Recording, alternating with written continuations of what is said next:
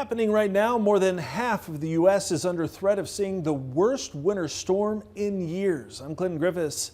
Meteorologists predicting the impacts from it will last for a while, with widespread heavy snow, sleet, and freezing rain from the southern Rockies and Plains on into the Mid-South starting Friday, lasting into the weekend, and pushing east Sunday into Monday. USDA Meteorologist Brad Rippey joins us. And Brad, I've heard several people characterize this storm in the context of historic. Is that what you're seeing? Absolutely, Clinton. I mean, we're talking about probably once in a decade type event here. This storm has a footprint that stretches more than 2,000 miles, all the way from the southern sections of the Rockies and Great Plains, all the way to the Atlantic coast and everywhere in between. Certainly an unusual event, given both the storminess and the bitter cold that is coming with and following this storm system. And Rippey says we're not talking about a small amount of snow and ice here.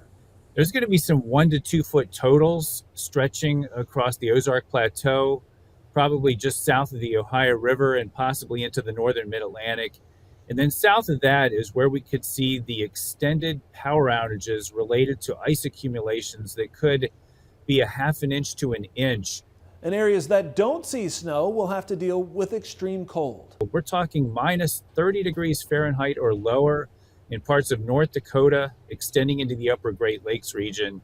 So this is going to have some staying power all into next week. It is going to slow the recovery because we're not going to see much melting of that ice and snow for several days. Agricultural impacts are certainly going to be extending to cattle in the south, where it's going to be wet and cold.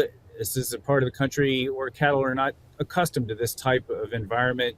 And so it's easier to lose heat when those animals are wet. In the north, it's just going to be the bitter cold with those minus 20, minus 30 degree temperatures. Now, Rippey says we'll also have to keep an eye on the winter wheat crop in areas where it might have exposure to sub-zero temperatures. We'll have more on the forecast coming up in our weather block.